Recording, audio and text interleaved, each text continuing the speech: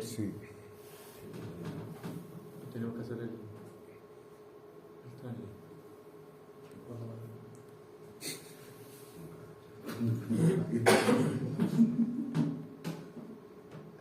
¿Están estos tres? ¿Cátedra tres?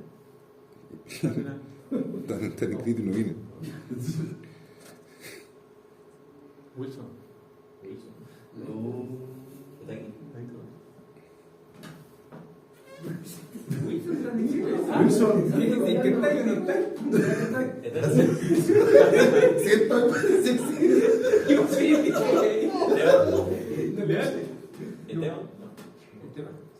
los tres que están escritos, Wilson. Sí.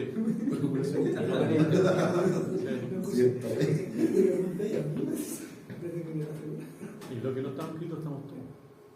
Claro. Wilson a mí no me gusta.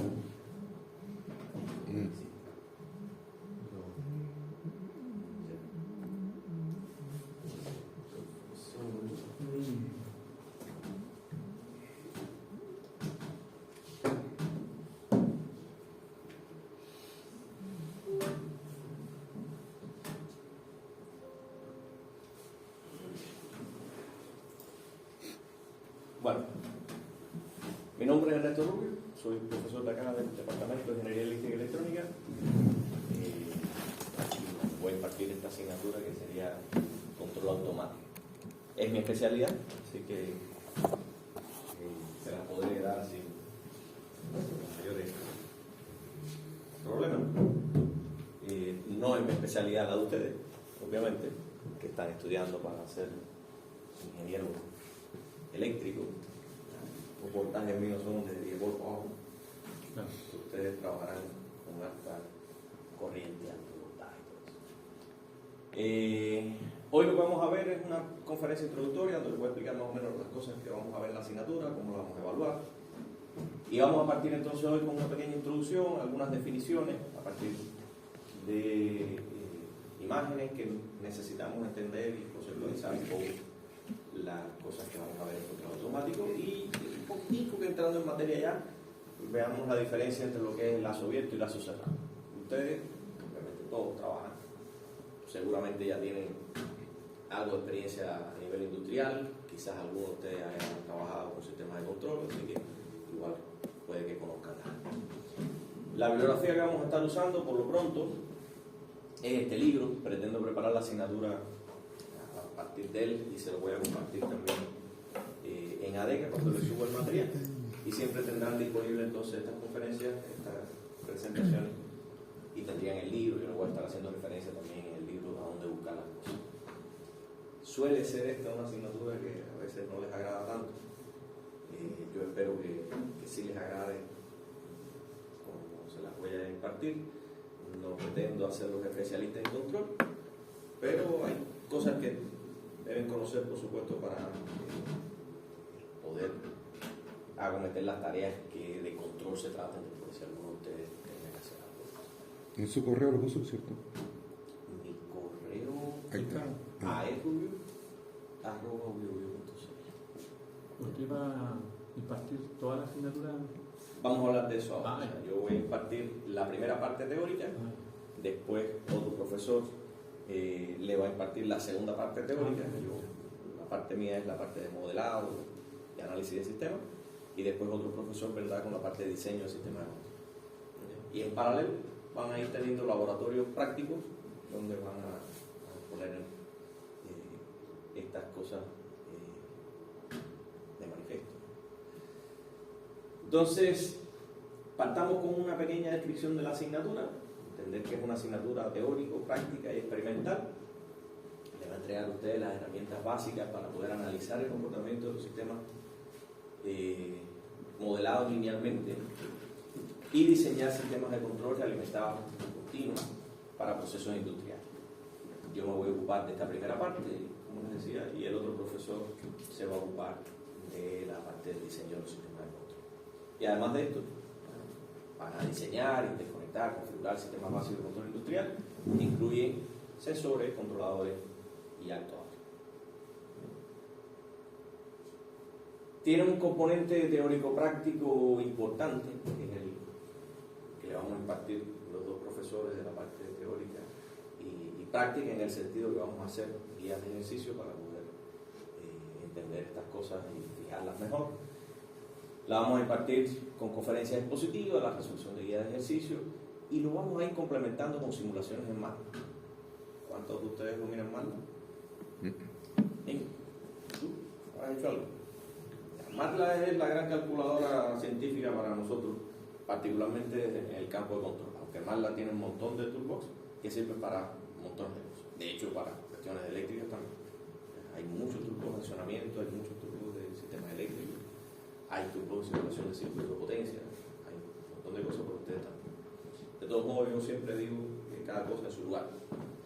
Para mí es súper importante, quizás para ustedes no sea la panacea, porque hay simuladores de esas otras cosas que MATLAB también incluye, pero que ustedes seguramente tienen software que lo hacen mucho mejor, más eficiente que MATLAB.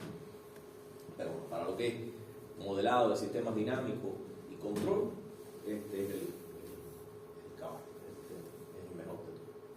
Entonces, como les decía, vamos a dividir en dos partes: el modelado de sistemas dinámicos, que es la que voy a impartir yo, y luego diseño de sistemas de control, que la impartiría el otro profesor. Y todo el tiempo tendría ese componente experimental impartido en los laboratorios complementarios, que igualmente le da soporte a la asignatura, igual les permite a ustedes llevar a la práctica lo que veamos acá en teoría. En el laboratorio vamos a ver programación, ¿no?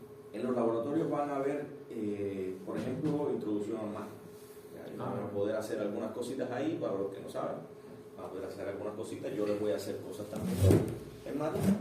Y si alguno trae computadoras y se lo instala, porque se lo pueden instalar, en la universidad tenemos el MATLAB Campus, por tanto todos ustedes tienen acceso a instalarse en MATLAB. No sé si lo sabían. Puede perfectamente con su cuenta de internet, con su cuenta de usuario de la universidad, su correo de la universidad, el institucional, entran a la página de la MAPU, se registran y se descargan en MATLAB, lo instalan. Les sugiero no instalarse todos los toolbox, solamente los que les puedan interesar a ustedes. Yo les podría dar una lista de lo que pudiéramos usar acá en clase para que quieran se lo instalen y no cargan demasiado el computador, lo básico nada más. Y les puedo también mostrar en la misma página de la MAPU, hay cursos gratuitos y muy buenos de MATLAB, desde MATLAB básico, Simulink y todo lo demás. Algunos ya no son gratis, algunos están en inglés, pero los básicos de MATLAB y de Simulink están ahí y son súper didácticos, son muy buenos, realmente yo se los recomiendo. Entonces, la parte básica la van a ver en los laboratorios, y además en los laboratorios van a ver cosas prácticas. Una parte básica de MATLAB y cosas prácticas de control, instrumentación. Disculpe, ¿cómo se llama la página? MATLAB. El desarrollador de MATLAB es MATLAB. ¿Me pueden dar, por favor?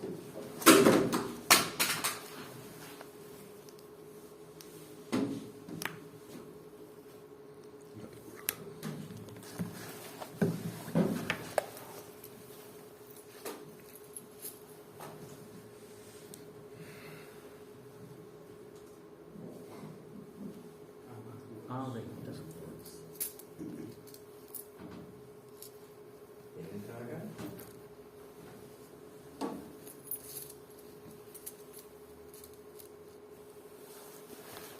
Y por aquí se crea una cuenta con su usuario y Claro, ahí ya son los pasos. o sea, el usuario del web, el correo del web, contraseña ponen una particular para el sitio web. Ya. ¿Ya? Y ahí mismo se puede entonces descargar el software Ya. y a ver si puedo ver aquí rápidamente.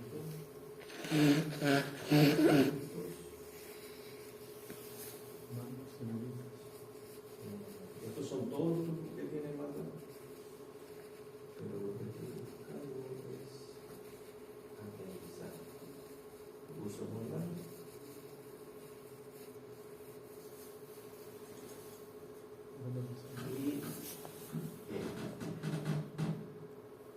Y este es el curso básico de MATLAB y este es el curso básico de Simulink. Síganlo paso a paso, eso los lleva de la mano a hacer cosas maravillosas. Les sugiero estos dos. y además ni siquiera lo necesitan tener instalado, porque MATLAB tiene una versión web. Entonces pueden, ni siquiera hasta en el tablet o en el teléfono incluso, pueden acceder, después que se registran, eso sí, siempre tienen que estar registrados, pueden acceder al MATLAB web, que en algún lado estará, se lo puedo buscar después, y ahí mismo con el MATLAB web pueden ir haciendo todos estos ejercicios. Y de hecho, yo creo que estos cursos ni siquiera necesitan tener instalado nada, porque esto les va abriendo, en la medida que va siendo necesario, les va abriendo segmentos en web, segmentos de lo que era MATLAB, o lo que sería MATLAB, ¿ya? Y lo va llevando ahí, haciendo todo eso. Les recomiendo que lo hagan, porque realmente es súper bueno y va a ser un tremendo complemento a la asignatura si lo dominan.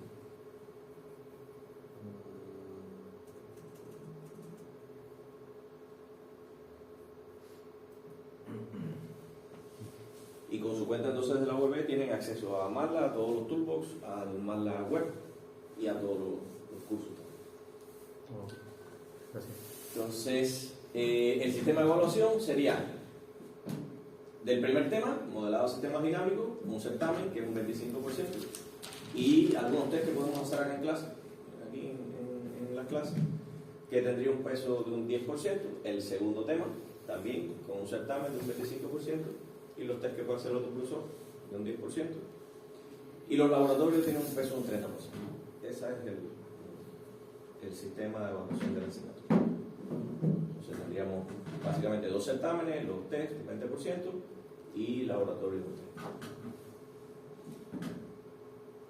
30%. Las cosas que vamos a ver conmigo, ya particularmente entrando en lo que sería el modelado dinámico, vamos a ver lo que es el modelado de sistemas dinámicos, y aquí vamos a ver particularmente el modelado con propósito de control, porque matemáticamente yo puedo modelar para muchas cosas, ¿ya? Pero aquí queremos modelar con propósito de control y van a ver las características que tiene hacer el modelo de esa manera, ¿ya? Sacar el modelo dinámico de diferentes procesos, pero con el objetivo justamente de simular la planta o cerrar después un lazo de control. Para ello vamos a necesitar la transformada de Laplace, así que algo de transformada de Laplace vamos a tener que dar. Yo no lo voy a complicar, yo voy a ir directo a lo que les hace falta a ustedes de la transformada de Laplace. Eso es bueno, profe. Eso es bueno que no lo compliquen. Sí, porque yo sé que esto es parte de lo que en teoría deben haber visto en matemáticas y no sé qué, pero yo sé que no es cosa que se digiera tan fácil. ¿Ya? Así que yo voy a ir al grano y les voy a decir lo que hace falta de la transformada. Así que eso es lo que vamos a utilizar y para adelante. ¿Okay? Vamos a necesitar, para poder aplicar la transformada de Laplace, entender qué cosas son las funciones no lineales, porque la transformada de Laplace no funciona lamentablemente con funciones no lineales. Pero para eso aplicaremos Taylor, que seguramente también les suena de matemática. Yo se los voy a dar también lo más fácil que se pueda. Y con Taylor vamos a linealizar cuando tengamos funciones no lineales metidas de por medio. Linealizamos, convertimos ya las ecuaciones en ecuaciones lineales y ahí sí podemos aplicar la transformada. Y todo esto es en definitiva para poder modelar los procesos. Y esos procesos los vamos a modelar con la transformada de Laplace, para que hayamos linealizado si fuera necesario, para llegar a la función de transferencia de ese proceso, que es en definitiva lo que representa matemáticamente la dinámica del proceso. ¿Okay? O sea, tiene varios procesos para llegar a lo que queremos. Tenemos que pasar por... Sí, primero tienes que determinar las ecuaciones que rigen el proceso. Ecuaciones que muchas veces, como son ecuaciones dinámicas, van a ser ecuaciones diferenciales. Pero esas ecuaciones diferenciales pueden incluir partes no lineales. Si ocurre, entonces hay que linealizar. Claro. Y una vez que está linealizado, entonces aplicamos transformada de Laplace, Taylor linealiza, luego aplicas transformada de Laplace, y de ahí obtienes la función de transferencia. La función de transferencia es la ecuación matemática que te va a decir, este proceso, cuando la entrada ocurre tal cosa, la salida va a ser tal cosa. La respuesta ya. Y eso te va a dar la respuesta a partir de las variaciones en la entrada. Y ahí tenemos que llegar. ¿Ya? Y luego... O sea, tendríamos que manejarnos bien en diferencial. Sí, pero también se nos puede dar lo más sencillo posible. También la receta. Sí. Ah, mira. Entonces, la idea es que lo disfruten, no que lo sufran. Sí, Esa es la idea. que aprendamos, ¿no? Claro. Entonces, luego vamos a ver que una forma de representar el modelo de los procesos es justamente representando en bloque cada una de sus partes, ¿ya? Pero cada una de las partes es una función de transferencia. Y vamos entonces a representar ese proceso complejo con diferentes bloques y vamos a aprender entonces a trabajar con esos bloques y el álgebra de bloques para poder llegar a la función de transferencia relativamente simple de un sistema complejo. O sea, un diagrama de bloques, vamos a representar, hacer todas las cosas y después eso lo vamos a reducir con alguna técnica y vamos a llegar entonces a una ecuación más sencilla. Eso sería una primera parte de esta parte de lo que tendría que ver con el modelado dinámico de los procesos. Y luego vamos a ver qué pasa cuando en esos modelos ocurren realimentaciones.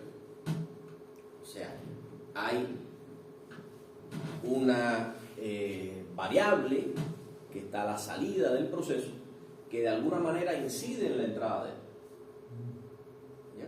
¿Qué pasa cuando ocurren esas cosas? Esos son los sistemas realimentados, que es en definitiva lo que después va a ocurrir cuando ustedes pongan un sistema de control.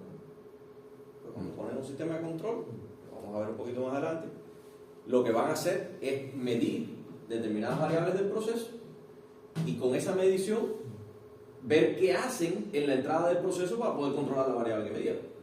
¿Ya? O sea, de alguna manera la salida está incidiendo sobre la entrada y eso es lo que se conoce como realimentación. Entonces, de forma teórica vamos a estudiar qué pasa en esos sistemas realimentados y con ello vamos a también ver la respuesta temporal de los sistemas típicos de primero y segundo orden. ¿Ya? Son sistemas de primero y segundo orden desde el punto de vista matemático y vamos a ver qué pasa frente a determinadas señales típicas también, no cualquiera, sino determinadas señales, cómo responde la salida si el sistema es de primer orden y cómo responde la salida si el sistema es de segundo orden. Y si además ese sistema de primer orden está caracterizado por determinados parámetros o el de segundo también con otros parámetros. Bien. Y luego vamos a definir los índices de desempeño, que es en definitiva de esa respuesta, cómo cuantificar, digamos, la calidad de esa respuesta. No es exactamente la calidad, pero es de esa respuesta de un sistema dinámico, por ejemplo, entender qué tiempo tarda en estabilizarse. Y eso es un parámetro importante, porque después del sistema de control el objetivo sería que el proceso se estabilice lo más rápido posible. Por ejemplo, ¿cuánto se sobrepasa la señal de salida respecto al valor que yo quiero en el que se estabilice? Ese es otro índice de desempeño, porque a veces yo estoy controlando algo y para llegar al valor deseado sobrepasa un poquito la salida y después es que se estabiliza, oscila un poquito hasta que se estabiliza. Vamos a ver que esas cosas ocurren. Entonces, ¿cuánto es el sobrepaso ese? Eso es otro índice de desempeño. ¿Con qué velocidad yo alcanzo el valor deseado? Ese es otro índice de desempeño. ¿Me quedará error en estado estable? O sea, cuando se estabilice la planta, ¿habrá error? O sea, ¿habrá diferencia entre el valor deseado y el valor medido? Ese es otro índice de desempeño. ¿Okay? Y todas esas cosas vamos a hacerlas teóricamente trabajando con esos diagramas de bloques y todas las transformas de Laplace. ¿Okay? Eso es lo que yo les voy a impartir. Esa es la primera parte. Después vendrá otro profesor y con estos conocimientos entonces les enseñará a diseñar sistemas de control. Bien. Hasta ahí es más o menos la idea. ¿Ya? Vamos entonces a comenzar con un poquito de historia. ¿Ya? El control automático, de las primeras cosas que se tienen registro de algo que se ha querido hacer automáticamente, data del 270 a.C. O sea, estamos hablando de una bola de años atrás. ¿Ya? Y consistía en definitiva en un sistema de control de flujo. Claro, por supuesto que esta persona, el griego Quetzilio, ni idea tenía de que eso era un sistema de control de flujo, pero a la vista de las formas de ver estas cosas actualmente, podemos identificar que es un sistema de control de flujo para que una boya se eleve a velocidad constante y me indique el tiempo. Para que se indique el tiempo en esta barrita, este indicador tiene que ir a velocidad constante. Velocidad constante es proporcional a un valor que será con el que yo voy a escalar esto aquí, y eso me va a medir, no sé, minutos, incluso podría llegar a 1 hora si es suficientemente largo. ¿Ok? ¿Pero qué es lo que controlaba con eso? En realidad, lo que estamos controlando es el flujo de agua que está cayendo en este recipiente, y si yo controlo el flujo de agua, entonces el nivel con el que se va llenando es a velocidad constante. ¿Ya? Y esto va subiendo entonces a velocidad constante. Pero ¿cómo controlo ese flujo? ¿Cómo lo controlaba este griego hace bola de años atrás? Bueno, tenía un recipiente por acá que tenía una salida y por aquí un flotador que estaba en otro recipiente que a su vez tenía agua, que en la medida que este se iba vaciando, si este se vacía, el flotador baja y deja entrar entonces más agua. Claro. Pero si deja entrar más agua, entonces el nivel sube y lo vuelve a tapar. Sí. Entonces este mecanismo que hay aquí, de manera natural, permite un flujo constante de agua. Y ese flujo constante de agua es el que va a estar cayendo acá y es el que va a estar elevando entonces el flotador. Tipo súper ingenioso. Entonces, sin necesidad de un PLC, ni de un Arduino, ni de electrónica, ni de teoría de control, el tipo logró marcar tiempo. ¿Ok? En ese tiempo había agua. Ahora los ríos están todos secos. Ya, pero hay agua todavía. Por eso la constante Entonces, bueno, realmente muchos años después es cuando empieza a hablarse de lo que sería el control automático, ¿ya? Y muchas veces se relaciona el control automático con la máquina de vapor, y la máquina de vapor se relaciona con Watt, pero en realidad no fue Watt al que se le ocurrió hacer la máquina de vapor, fue a este inglés, Thomas Newcomen, el que se le ocurrió justamente para bombear el agua fuera de las minas, algo que posiblemente se utilizaba acá en Chile. Se le ocurrió este aparato, que es en definitiva, bueno, cómo bombear el agua. Bombear el agua, las bombas de succión existían, pero cómo hacerlo de forma automática. Bueno, a él se le ocurrió que si ponía un recipiente con alguna fuente de energía, seguramente carbón o madera, lo que fuera, podía hacer hervir el agua, y si hacía hervir el agua, entonces ese vapor de agua podría expandir un pistón, que cuando se expandiera, entonces yo podría, con un recipiente de agua que estaría más fría, en un momento determinado dejarle caer unas goticas de esa agua más fría a este vapor y hacer que se condensara. Y cuando se condensaba entonces este vapor, volvía entonces hacia abajo el émbolo. ¿Ya? Todo eso logró hacerlo, y logró hacerlo con mecanismos de palancas y cosas, y aquello funcionaba. Pero le faltaba algo muy importante, y era que la velocidad con que esto subía y bajaba no era controlada automáticamente. Podían haber perturbaciones, podían haber elementos del clima, o de la propia cantidad de leña que se ponga por acá, o de la cantidad de agua que tenga el recipiente, que modifican la velocidad con que esto sube y baja. Porque ahí no hay nada que me regule el ritmo con el que va subiendo y bajando el pistón. ¿Bien? ¿Cuál es? Faltaba como una retroalimentación. Faltaba la retroalimentación, faltaba el genio de Watt. Esta es la máquina de vapor ya modificada por Watt. Que lo que se le ocurre es que con un sistema de contrapeso y por fuerza centrífuga, en la medida que esta es la misma máquina, es la misma idea, es algo que un pistón que entra y sale, lo que pasa es que le está dando vuelta entonces a un volante. Okay. Pero con un sistema acá de contrapeso, que en la medida que más rápido rote, por fuerza centrífuga, estas bolitas suben. ¿Ya? Si va despacio, las bolitas bajan por la fuerza centrífuga. ¿Ok? Y ese subir y bajar en función de la velocidad es lo que entonces abre y cierra una válvula La que controla la válvula. que controla entonces la cantidad de vapor que se le está suministrando al motor.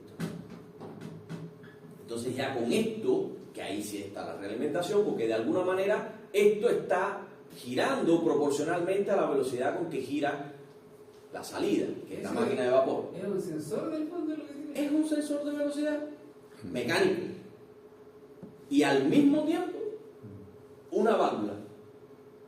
Entonces él está girando proporcional a esta velocidad, Claro. que si se embala, cierra la válvula, pero si va despacito, entonces la abre. Claro. Entonces mecánicamente abre y cierra la válvula y deja pasar más o menos vapor para que esto vaya más o menos rápido proporcional a la velocidad con que gire. Está bueno. Entonces esa fue la idea de Watt. Y ahí logró entonces, sin saberlo, porque obviamente tampoco sabía que estaba cerrando el lazo de control, pero logró entonces controlar la velocidad cerrando el lazo de control. Y ahora nosotros lo analizamos y lo vemos y decimos, ah, sí, es un lazo de control cerrado. Pero él simplemente inventó el mecanismo. ¿Ya? Y a partir de ahí viene toda la revolución industrial. Porque con esta máquina, ya con una velocidad controlada, entonces se pudieron hacer los telares automáticos en Inglaterra y empezó la producción en serie, y de ahí para allá se empezaron a hacer muchas cosas a nivel industrial y con producciones en serie. Y ahí empezó entonces la era ya de la mecánica, la automatización, después vino la electrónica. ¿Ya? Pero todo parte aquí, de ese mecanismo. Al punto de que ese mecanismo justamente está en los escudos reales de la Inglaterra de aquella época para poder premiar a los ingenieros. Estas eran las medallas que se le daban a los ingenieros en aquella época cuando hacían grandes reconocimientos. No existían los premios Nobel ni nada de eso, pero ya se reconocía, y justamente en esa medalla estaba el símbolo de lo que fue el pistoletazo de salida de la revolución industrial, que se reconoce como la máquina de Watt controlada, la máquina de vapor controlada por el mecanismo de Watt, que garantizaba una velocidad constante. Bueno, y a finales del siglo XVIII se inicia entonces la revolución industrial con ese mecanismo. En el siglo XIX los mecanismos de control, su mayoría eran control directo, o sea, así como el de Watt, donde la energía requerida para operar el actuador era justamente proporcionada por el sistema de medición, porque te acabas de dar cuenta.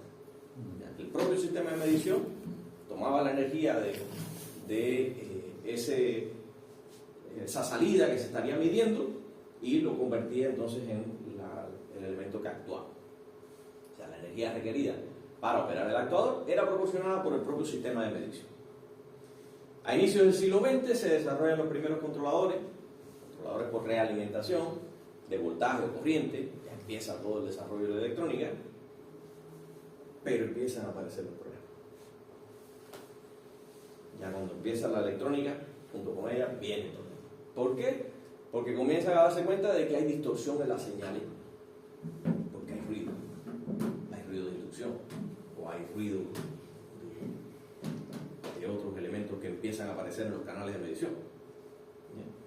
Además de eso, se dan cuenta que cuando se cerraban lazos de control, los sistemas que de forma natural debían ser estables, o según el mecanismo que ellos estaban inventando, deberían funcionar bien, no siempre lo hacían. Si el ajuste no era correcto, el sistema podía convertirse en inestable. O sea, en vez de estar a velocidad constante, por ejemplo, empezaba a oscilar, y aquella velocidad empezaba a aumentar y a disminuir, y llegaba a un momento que se rompía. Algo pasaba que estaba convirtiendo los sistemas en inestables, que podían llegar a ser inestables.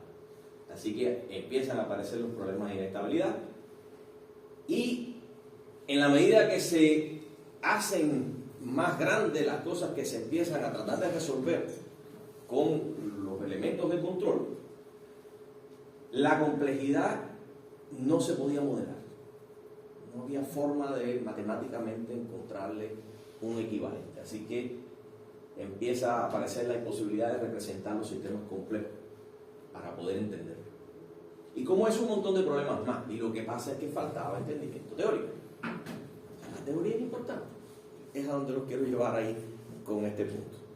Todo lo que vamos a estudiar en esta asignatura, que es teórica, es importante, porque sin eso entonces no van a poder modelar cosas como esta, y se van a quedar en la época de la primera revolución industrial. Así que prestemos atención a la asignatura, tratemos de disfrutarla y tratar de hacer lo posible para que la disfruten, pero créanme que es importante entender estas cosas. Después la automática como ciencia es justamente la que empieza a tomar elementos de la matemática, de la física, del análisis de las señales, de las telecomunicaciones incluso, que ya se estaban haciendo, y arma un marco teórico y conceptual para poder explicar, por ejemplo, conceptos como la realimentación, que estaba pasando cuando ocurría esa realimentación de lo que yo quería controlar en el elemento actuador, que era lo que actuaba sobre lo que yo quería controlar. Ahí estaba la realimentación. Cómo conceptualizarla y cómo entender después, por ejemplo, si el sistema era estable o inestable. A partir de saber, entender matemáticamente que es un sistema realimentado, ¿cómo saber entonces si aquella cosa va a ser estable o inestable? En función de los elementos que yo pueda ajustar. Y en aquel momento el ajuste era, sobre todo, tensiones en resortes, por ejemplo. La máquina de Watt lo que tenía era un resorte también, para con un tornillo entonces apretar más o menos, y que esas dos bolitas, o las que fueran, que estaban dando vueltas, podrían quedar más tensadas o no al vástago que estaba abriendo y cerrando la válvula. Entonces eran elementos mecánicos, por lo general relacionados con resortes. Entonces ese ajuste, ¿cuánto tenía que ser para que fuera estable el sistema? Eso después electrónicamente para nosotros va a ser cuánta ganancia darle a un amplificador operacional que me esté cerrando el lazo de control, o cuánta resistencia combinada con capacitores poner para que la pendiente de un integrador sea de determinada pendiente, o que eso incluya un elemento derivador y en la proporcionalidad de esa derivada cuánto es. Entonces ya para nosotros eso después empieza a tomar sentido, sobre todo con la electrónica, y después en el análisis analítico lo vamos a ver como parámetros que podemos meter en ecuaciones matemáticas. Para poder resolver el tema de la complejidad de los modelos complejos, aparece entonces, se propone la representación en espacio-estado. Yo con ustedes voy a llegar hasta la representación de funciones de transferencia. Tengo que ponerme de acuerdo con el profesor que le sigue, y quizás entonces al final les hable de representación de los modelos en espacio-estado, o quizás se los deje a él, si es que él entonces va a aplicarle algún sistema de control en espacio-estado a ustedes. Pues no tendría sentido complicarlos con eso, que es para sistemas más complejos, si él no les va a dar sistemas de control en espacio-estado. Pero por lo menos quizás se los mencione o se los muestre para que lo tengan como cultura. ¿Ya? Pero es una forma, en definitiva, de representar esas funciones de transferencia con matrices. Ecuaciones diferenciales ya transformadas en la base es representarlas con matrices. Es la idea de la representación en espacio-estado, y al poder representarse con matrices, entonces podemos representar sistemas que tienen múltiples entradas y múltiples salidas. Y esa es la ventaja que tiene la representación en espacio-estado. Aparece... ¿Se controlan más variables? Sí. Ahí. O sea, con la representación en función de transferencia, la función de transferencia tiene una entrada o una salida. Claro. Tú puedes combinarla y puedes hacer diagramas de bloque que tengan varias entradas y varias salidas. Pero matemáticamente también puedes representar eso matricialmente. Y entonces lo que te queda es una matriz con numeritos que te representa un sistema, claro, eso multiplicado por la transformada a la base, pero que te representa sistemas que tienen esas múltiples entradas y múltiples salidas, pero lo ves matricialmente. Entonces, en lugar de trabajar con muchos bloques y muchas cosas, eso lo reduces a una matriz. En realidad no a una, a 4. Y trabajas con 4 matrices. Pero créeme que es más fácil trabajar con 4 matrices que trabajar con un montón de diagramas. Entonces, es lo que hace la representación en espacio. Con esa representación en espacio-estado, bueno, ya viene toda la generalización del desarrollo teórico que se había hecho conceptualmente para lo que era la realimentación, la estabilidad y tal, se generaliza entonces para sistemas multivariables. Gracias a que se puede simplificar de alguna manera los sistemas complejos con estas representaciones en espacio. Luego, hasta aquí, todo es electrónica continua. Operacionales, lo más moderno que podían tener en ese momento.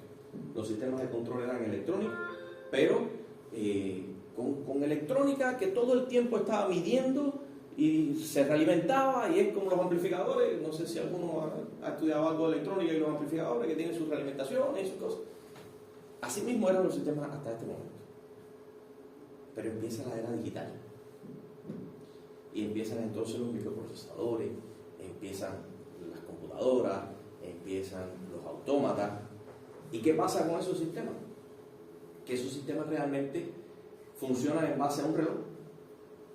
Imagino que todos sepan más o menos que una computadora lo que tiene es una base de tiempo constante, es un reloj, un tren de pulso, como un temporizador, que le está dando pulsos constantemente a determinada frecuencia al microprocesador, y en función de esos pulsos el procesador empieza a hacer una operación por cada uno de los pulsos. Así más o menos funciona una computadora. ¿Ya? Bueno, si eso yo lo aplico a un sistema de control, eso a la larga lo que va a hacer es muestrear con un pulso y volver a muestrear y volver a muestrear. ¿Y qué pasa entre medio? Entre una muestra y otra. Hay un tiempo. Entonces ya, ¿funcionará ahí la transformada de Laplace? No. No funciona. Porque la transformada de Laplace está hecha para sistemas continuos. De hecho, si fueran no lineales, tendríamos que linealizarlo para convertirlo a sistemas continuos. Y además sistemas lineales. Entonces, ahí no funcionaba la transformada de Laplace. Porque ya empiezan a ser sistemas muestreados, que tienen un valor en un instante de tiempo, pero el siguiente viene a lo mejor un minuto después. Y yo muestreo un sistema de control de nivel de un tanque industrial, no sé, cada 30 segundos, o cada un minuto, o incluso sistemas muy lentos lo puedo muestrear cada más tiempo todavía. Entonces, ¿qué pasa entre medio? Hay una cosa rara ahí que no se sabe lo que pasa. Entonces, matemáticamente, la solución fue la transformada Z, que es el equivalente a la transformada de Laplace, pero para sistemas discretos. No le voy a dar transformada Z, no se puede. Ya, nos vamos a quedar en transformada de Laplace. Pero bueno, aparece toda la teoría, todo esto que se había hecho hasta aquí, aparece también para los sistemas muestreados, con justamente la transformada Z.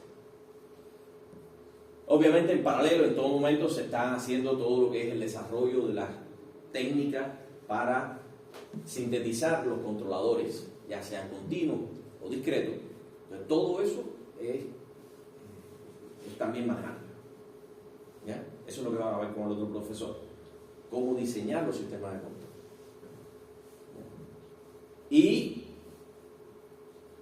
hasta aquí, los controles, o sea, los ingenieros a la larga siempre lo que nos caracteriza es que nos las ingeniamos para simplificar los problemas y resolverlos de la forma más eficiente posible, ¿verdad?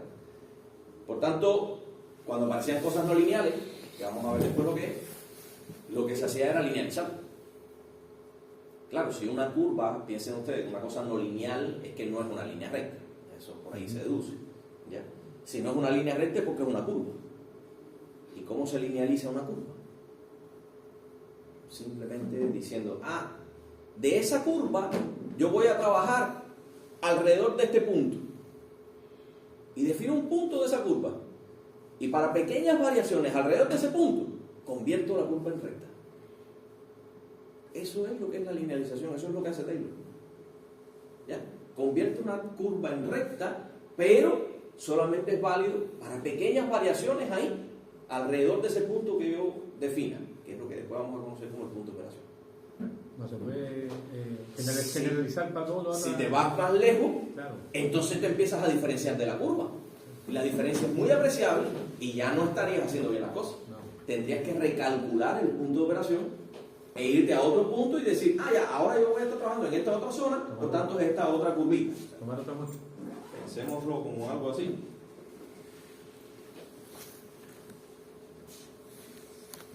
y esto es algo real, el flujo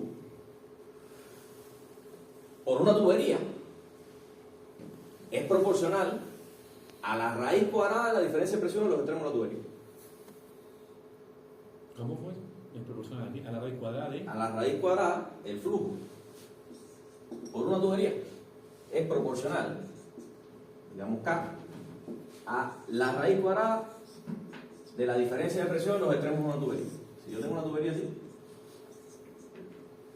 y yo mido aquí P1 y P2, con sensores de presión, el flujo que está circulando por ahí es proporcional, según una constante que depende de los materiales con que está hecho la tubería, depende del diámetro de la tubería, depende del tipo de fluido, si es un fluido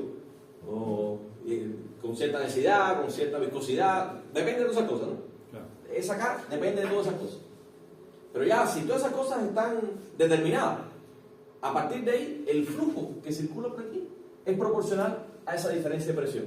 O sea, la diferencia de presión que hay en los extremos de esta tubería. Si la diferencia de presión es cero, no hay flujo.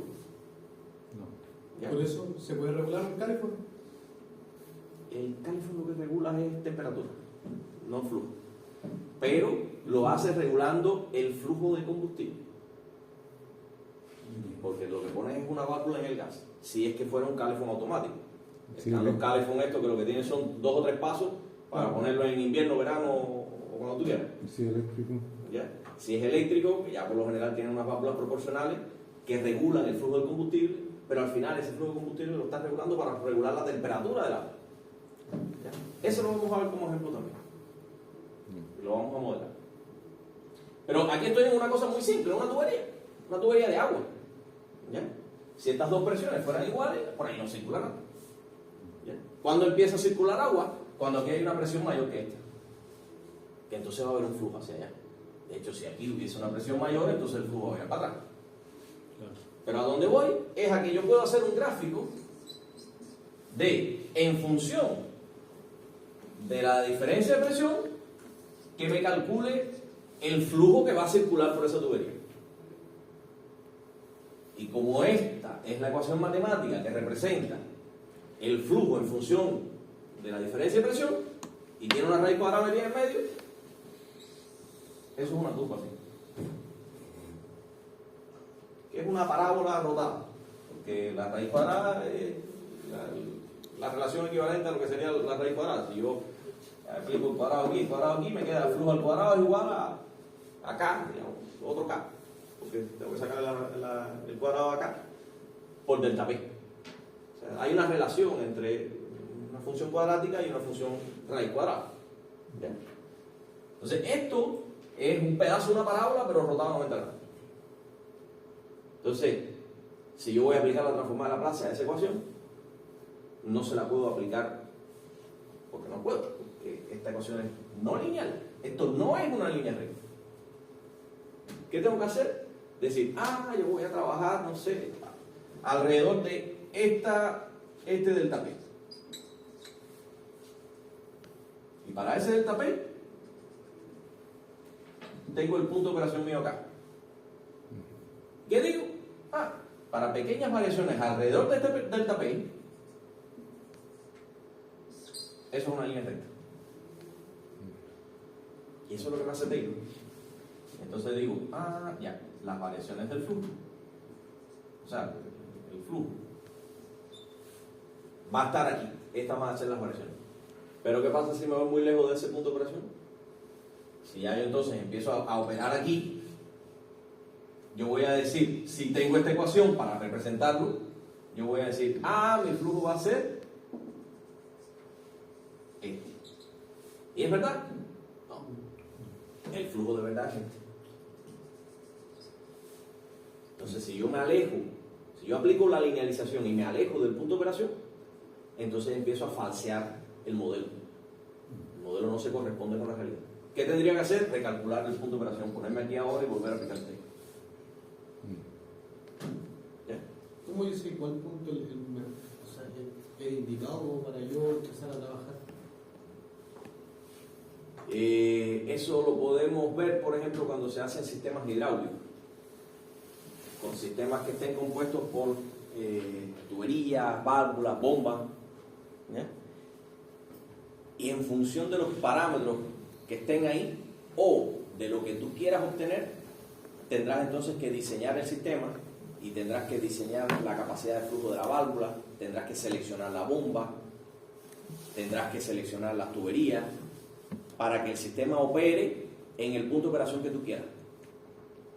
¿Ya? Si tú quieres determinado flujo, porque tú sabes que la producción tuya depende de que ese sea el flujo correcto, entonces tú tienes que diseñar todo el sistema para que ese sea el flujo que circule en el estado estacionario o en el estado estable del sistema. ¿Ya? Pero si tú lo que tienes ya es un sistema hecho, entonces lo que tienes es que hacer el proceso inverso, es buscar todos los parámetros y calcular el flujo que va a estar operando ahí en el punto de operación. Entonces tú o diseñas o calculas dónde vas a quedar. Entonces, el óptimo es el que a ti te haga falta, el correcto, el de empezar, como me dijiste, que no sería como el de empezar, es el de operar, digamos. Claro. El flujo en el que tú quieres que se opere depende del proceso que tú quieras. ¿Ya? Y ese proceso que tú quieras, si partes de ahí, yo quiero que por ahí fluya 2 metros cúbicos por minuto de ese fluido, que puede ser agua, pero puede ser otro líquido, puede ser un producto químico que después va a reaccionar con otro. Entonces yo necesito un flujo de tantos litros por hora, o tantos metros cúbicos por minuto, lo que sea. Y de ahí para allá entonces diseño la planta para que opere en ese punto. ¿Ya? Y esa constante proporcionalidad se calcula también. Y se busca para que sea la correcta, para que esté en el punto donde yo necesito. Con la diferencia de presión que yo necesite, para que sea el flujo que yo necesite. Bueno, pero ¿por qué les conté todo esto? Un poco que adelantándome a lo que vamos a ver más tarde. Porque resulta que no siempre puedo hacer estas simplificaciones. Porque hay sistemas que tienen que controlarse en todo momento independientemente de que sean no lineales. Y tienen que ser capaces de controlarse en cualquier punto de operación. Y entonces ya ahí no me sirve toda esta teoría que había visto de aquí para arriba. Porque toda esta teoría de aquí para arriba lo que hace es que linealiza los sistemas. Y entonces ahí vienen las técnicas de control para sistemas no lineales. Controladores no lineales. Y ahí vienen entonces los controladores con redes neuronales, los controladores fuzzy, los controladores inteligentes con otras técnicas. Entonces ya todo eso es un sistema de control no lineal, para plantas no lineales. Y ya eso es teoría de control un poquito más avanzada que la que vamos a estar viendo aquí. Ahí están los PID. Los PID están de aquí para arriba. Ah, Los vamos a ver. Bueno, lo van a ver con el otro profesor. Son los controladores clásicos, de hecho siguen siendo el 95% de los controladores son PID a nivel industrial. Pero son lineales, los PID son lineales. De hecho, uno de los grandes problemas es justamente que no funcionan muy bien frente a plantas no lineales. Pero para pequeñas variaciones alrededor de un punto de operación, sí funciona bien. Independientemente de que la planta sea no lineal. Pero solamente si te vas a ajustar a ciertos rangos de variación. Por ejemplo, profe, una planta no lineal, ¿cuál podría ser? Esta, eso es no lineal. Eso no es lineal. Y eso está en todos lados. Claro. Eso está en todas las industrias. O sea, cualquier control de flujo con un controlador PID solamente funciona para pequeñas variaciones alrededor del punto de operación que tú lo definas, lo diseñas. Yo voy a operar para trabajar alrededor de 3 metros cúbicos por hora. Linealizas alrededor de eso, calculas alrededor de eso y pones el controlador que lleva para ese punto de operación. Si te vas a ir de ese punto de operación, tienes que cambiar el ajuste. Y claro, los PID también lo permiten. Porque hay PID, ya como los PID ya no son un operacional con una resistencia y unos capacitores para poder hacer la acción de control proporcional, la integral y la derivativa, que todo eso se hace con operacionales, ya no son así, ya son autómatas, ya son elementos de control discreto, o sea, elementos muestreados, como les ponía por aquí en algún momento, la teoría de los sistemas muestreados. Pero muestrean tan rápido para estas plantas que son relativamente lentas que se pueden considerar continuas. Y entonces, aunque sean discretos, aunque sean sistemas muestreados, aunque sean sistemas de control de cómputo, no importa, se consideran continuos y funcionan. Funcionan muy bien. No funcionan, por ejemplo, controlando un reactor nuclear. Porque es un proceso tan rápido que ya ahí sí tienes que meter la teoría de control discreto. Pero para controlar plantas de flujo, nivel, presión, cosas de esas, eso es lentísimo comparado con la velocidad que tienen hoy por los microprocesadores. Por tanto, lo puedo utilizar. Y una vez que ya los utilizo, entonces, como ahí puedo programar, no es un circuito electrónico que ya cuando yo ponga la resistencia es ese y no cambia. Es una cosa que yo puedo programar. Entonces lo que se hace es tablas. Y se llama así, una técnica de control que es el schedule de ganancia. Se hacen tablas que para diferentes puntos de operación cambia el valor de la constante proporcional integral y derivativa. Entonces, el controlador sabe en qué punto de operación está operando y en función de eso cambia sus parámetros, porque reprograma el controlador. Entonces ya esas son cosas que se pueden hacer con los controladores modernos, con el PLC, con el computador y tal cosa. Bueno, partimos de la máquina de Watt. Por ahí rompe la revolución industrial, es la primera revolución industrial, la segunda, después con la producción en serie, particularmente de los carros, con toda la técnica de producción en serie que desarrolló Ford. Hoy ya se está hablando de la quinta revolución industrial con la inteligencia artificial. La cuarta está en los países desarrollados, nosotros todavía estamos en la tercera. En la tercera es cuando ya en la industria empieza a generalizarse la robótica y toda la producción se hace mucho más flexible, mucho más fácil de reprogramar. Una misma línea de producción te puede estar haciendo una cosa hoy, mañana te puede estar haciendo otra, porque la robótica justamente lo que permite es esa flexibilidad. Obviamente también garantiza la calidad, la producción más eficiente. Y la cuarta, que es la que se viene, es ya con todos los sistemas de comunicaciones de alta velocidad, con internet, 5G y todas estas cosas, y la intercomunicación entonces entre los sistemas de control, y eso es lo que se conoce como una industria 4.0, donde todos los sistemas están interconectados, están aprendiendo, están compartiéndose digitalmente toda la enseñanza que pueden haber adquirido, todo el conocimiento, ¿no? La enseñanza que pueden haber adquirido, y ya no haría falta estar entrenando un sistema de control o estarlo ajustando, porque ya él se comunica con otro que lo hace más o menos bien y funciona. Y es lo que está pasando, por ejemplo, con los autos, la conducción autónoma. La conducción autónoma es soltar autos a conducir y enfrentarlos a las cosas aleatorias que aparecen en la conducción real, y que con inteligencia artificial empiecen a aprender de qué hacer, y en la medida que lo van haciendo y lo hacen bien, eso se va reforzando, y como se refuerza, ya después yo no tengo que al siguiente auto entrenarlo, sino que simplemente le copio el proceso de ponderación que tienen todas las variables de los modelos que están ahí ajustados, se lo copio y listo, ya ese carro quedó entrenado. Entonces todo eso es en lo que estamos en la industria 4.0 y atendiendo a las 5, pero aquí todavía no falta. Oye, profe, ¿y estos robots que salen como humanos existen o no? Sí, pero ¿No? están lejos todavía Tan lejos de ser útiles. Claro. ¿Ya? Ya. Pero los hay geniales. O sea, lo que está haciendo la Boston Dynamics, por ejemplo, no sé si han visto los robots Sí, los perros. del perro, pero está La Amazon y ¿cómo se Tesla. llama? Amazon y Tesla, Amazon despidió a muchos trabajadores por reemplazarlo por robots. Sí. ¿Lo reemplazamos por robots? Sí, pero en el área de... Pero esos son los autos móviles, o sea, no son autos en la calle, son son en una misma son cajitas. bodega. Son cajitas. En una bodega se automatizó todo con robótica móvil. Tesla es el que está más avanzado, que empezó a vender ya los robots, pero no está con fecha de entrega. Pero lo que está vendiendo son los autos. No los androides, que es lo que me están No, preguntando por lo acá. está vendiendo. Claro, Sí. autos. No, Sí, los robots. puede que sí. De uso Porque de doméstico. hecho la camioneta de Tesla se vendió antes de que se construyera. Así que no dudo que estén vendiendo ya el robot y todavía no Sí. lo tienen hecho. Así que seguramente sí. Son de los que están más avanzados, pero la verdad que no han mostrado mucho.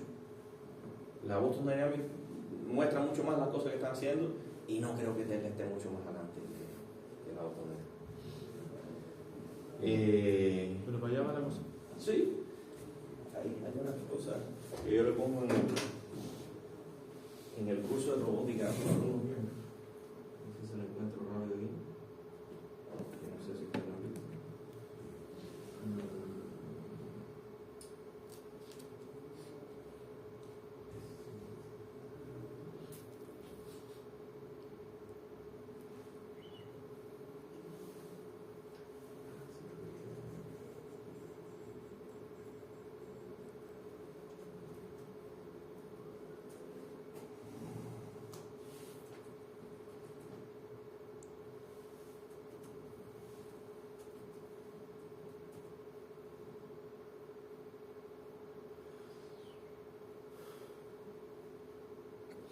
Este es de la Boston. ¿Ese lo han visto? Sí. Esto es real, o sea, ahí no hay trucajes, son de verdad. Este no me acuerdo cómo se llama.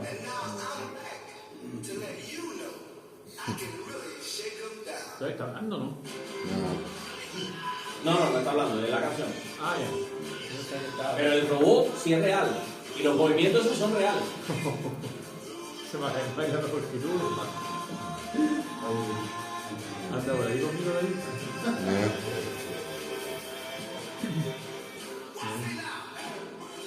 Hay quienes piensan que eso es trucado. No, es verdad. Pero fíjense que todavía los movimientos son. Se nota cierta toquedad. Casi.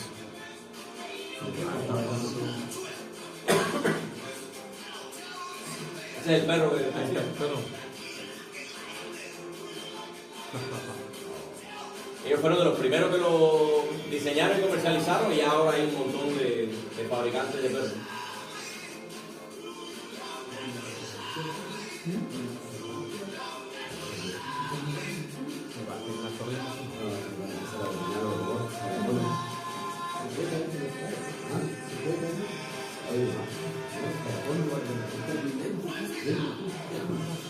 Este es el último que sacaron.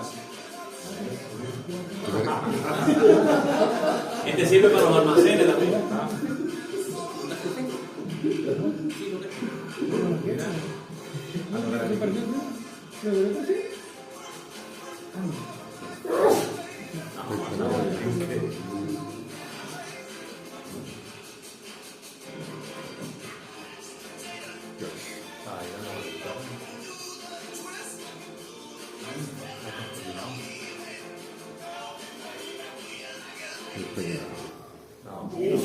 Vamos a desviarnos.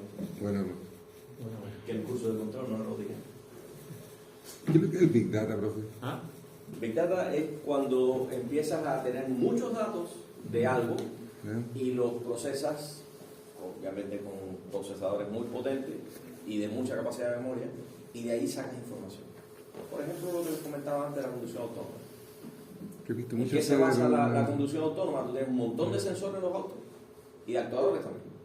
Entonces, con toda esa información, tú tienes que correlacionarla y entender, llegar a entender de ahí cómo es la mejor forma de actuar. Eso es el Big Data. Sí, porque he visto harto realmente análisis de Big Data. Sí, sí, es eso. O sea, yo te estoy poniendo el ejemplo de la conducción autónoma, Sí, pero hay no, muchos más ejemplos. proceso, bodega. Claro. Yo pensé que las redes sociales. Lo que tienes ahora con las redes sociales, por ejemplo, es a donde iba. Con las redes sociales, tú tienes la información de los gustos de un montón de personas. ¿Dónde dan los likes? ¿Dónde dan los dislikes? ¿Qué tiempo tardas mirando un video? ¿Qué videos tú pasas rápido? Y toda esa cosa, toda esa información se está metiendo en una nube. Y como tú por lo general entras con tu usuario y tu contraseña, te personalizan a ti lo que tú ves. Y por eso es que te empiezan a llegar videos de lo que a ti te gusta ver. No es por arte de magia, es porque te están mirando. Es porque te están midiendo y están sacando las conclusiones de qué es lo que te gusta a ti. Y por ahí Eso no es un algoritmo. No sé. son algoritmos de Big Data. Mm. Y por ahí también las firmas y las marcas, los comerciales. YouTube, tú estás viendo YouTube y te empiezan a salir comerciales. Algunos tú los ves, otros inmediatamente te los quitan. ¿Ya? Quédate mirando uno para que tú veas. Que a los 2 o 3 minutos te está saliendo información por Facebook de que, mira, compra tal cosa, porque saben que tú te quedaste mirando. Por eso me llega tanto porno. Entonces, Felicitaciones. Felicitaciones. Me callaron. Así mismo. Eso lo sabe la nube. Me Sara deliciosa, me un fumé. kilómetro de distancia.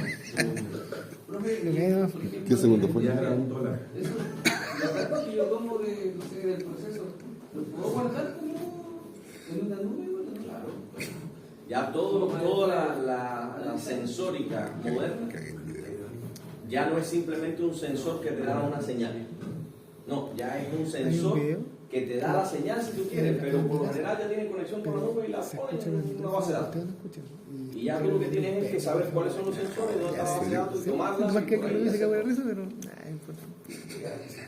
Eso es todo lo que viene con IoT, que se llama. Que son los sensores. Voy a poner este en buscar el minuto. Se llaman así, pero en realidad siguen siendo un sensor, lo lanzas para la nube. Y en la nube, ¿dónde está la inteligencia? El sensor sigue siendo bruto igual que todo ahí. Pero bueno, tiene algo también. Bien, seguimos entonces. Hasta ahí, no sé ni qué hora es. Pero ya, lo que hace falta ahora, Un cuarto de hora de- no sé, ¿ustedes se toman unos minutos de descanso o prefieren seguir de largo y terminar un poquito antes? No, sigamos adelante. De largo, ¿no? Ya, bueno, quedan, son unas diapositivas porque esto lo vamos a ver ahora conversar. Hasta ahora hemos conversado, pero lo que sí lo vamos a ver conversando. Y son las definiciones que hacen falta entender para poder después hablar el mismo idioma. ¿Ya?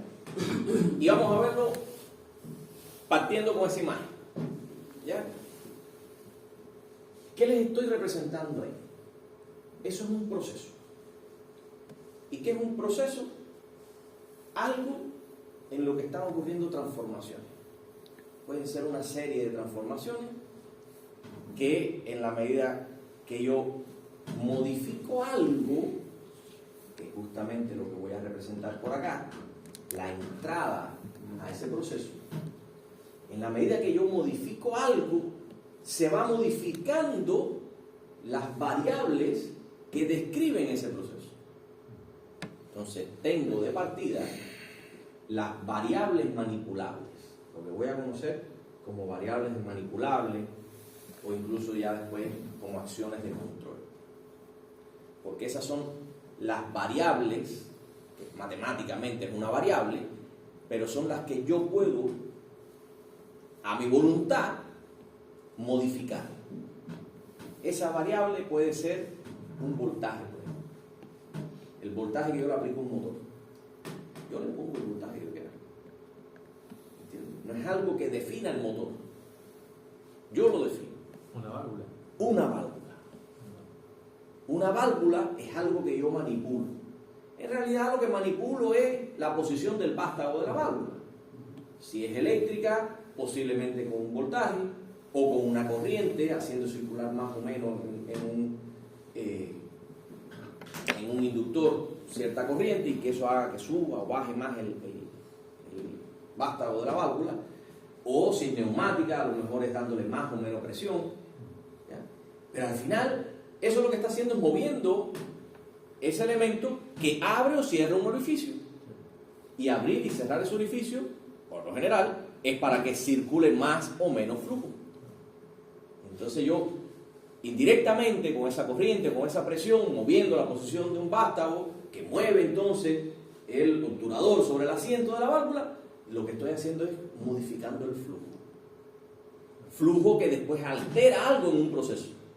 Entonces la variable de entrada puedo verla desde esa variación de voltaje o variación de presión, pero también puedo verla desde la variación del flujo. Yo estoy manipulando el flujo que está entrando a ese proceso. Puede ser un flujo de un refrigerante, por ejemplo, que está enfriando un proceso. O puede ser el flujo de vapor que yo le esté aplicando a un intercambiador de calor y con eso lo caliento más o menos. O puede ser el flujo de un combustible y con eso entonces un generador de vapor tendrá una llama más o menos potente. ¿Ok? Entonces, esas son las variables manipulables.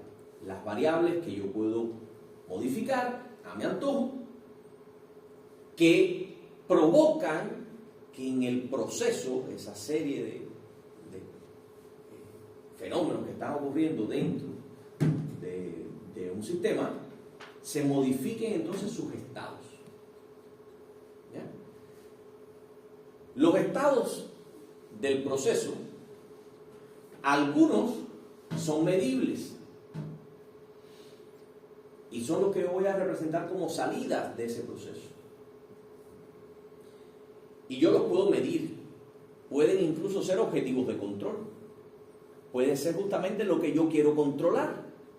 Puede ser la temperatura que se alcanza en el intercambiador de calor. ¿Puede ser el set point? No, No. Ah, es la salida. Esa es la salida real. El set point después va a ser el valor deseado. ya. El valor al que yo quiero que vaya esa variable. La retroalimentación. Pero en estos momentos, esa es la variable real. Lo que tengo ya, claro. Es la salida. Es la temperatura que está ocurriendo. Es el nivel que se está alcanzando en un tanque.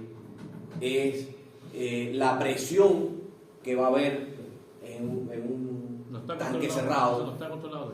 Todavía no está controlado. Claro. El setpoint ¿Ya? estaría a la entrada del bloque, ¿cierto? Pero antes todavía. Antes. Antes de la entrada del bloque. Vamos a ver, vamos a llegar allá. Hoy vamos a llegar allá.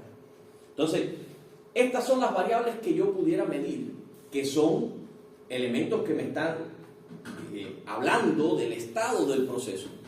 La ganancia que se conoce. No, ahí no está la ganancia todavía. Aunque matemáticamente se refleja con una relación matemática entre la variable de entrada y la variable de salida que puede ser una ganancia. ¿Ya? Porque, por ejemplo, mi variable de entrada pudiera ser perfectamente el voltaje que le aplico a la válvula para abrirla o cerrarla. ¿Ya? Y en ese caso, mi variable de salida podría ser el flujo que yo logro hacer que circule por esa válvula. Entonces yo con el voltaje que le estoy aplicando a la válvula, estoy modificando el flujo que está circulando por ella. Bien, entonces ahí estoy modificando el voltaje y la salida sería el flujo.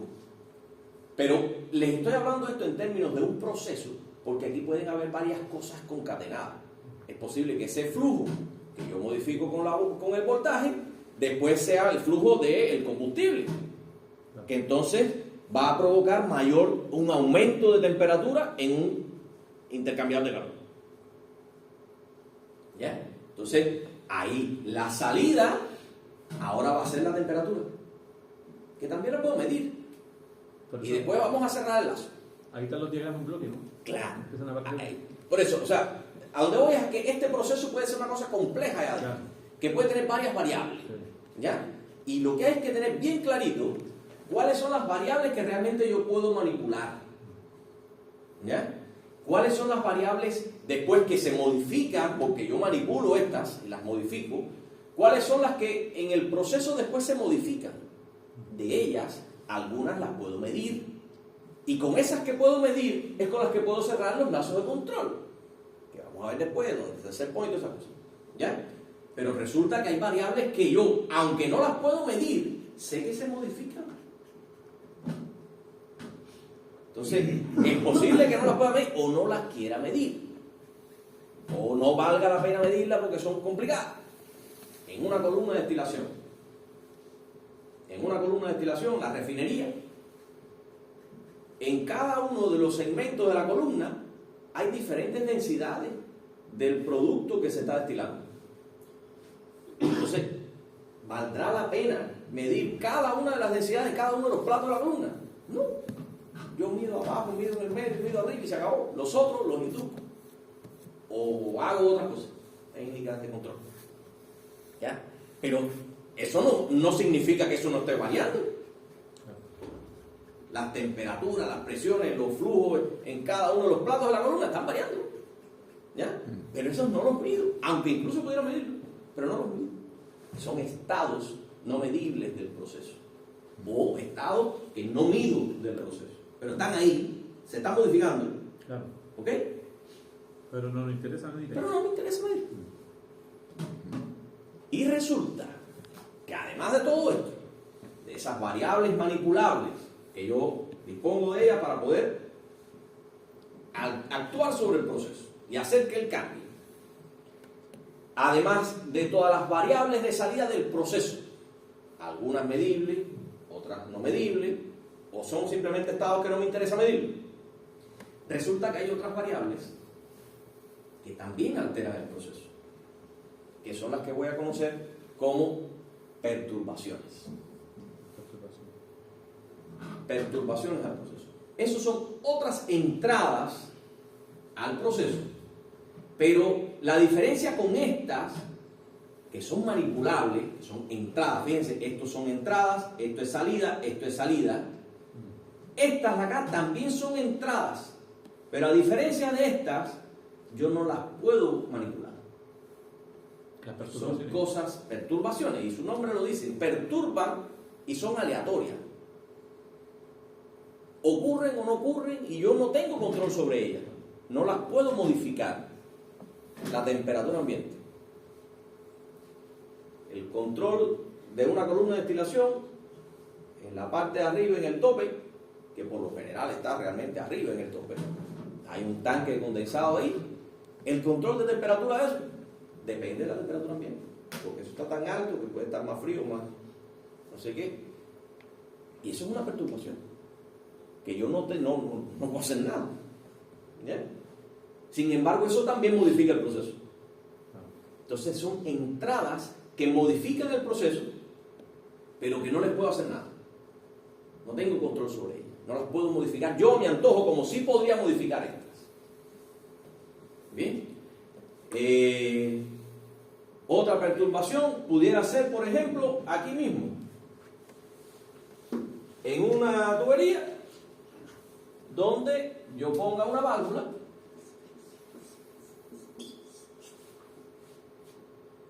y yo pretenda decir que el flujo que circula por ahí depende de la posición donde yo ponga el vástago, como acabamos de comentar ahorita. Pero es que el flujo no solamente depende de la posición donde yo ponga el vástago, ya yo sé que el flujo también depende de la diferencia de presión.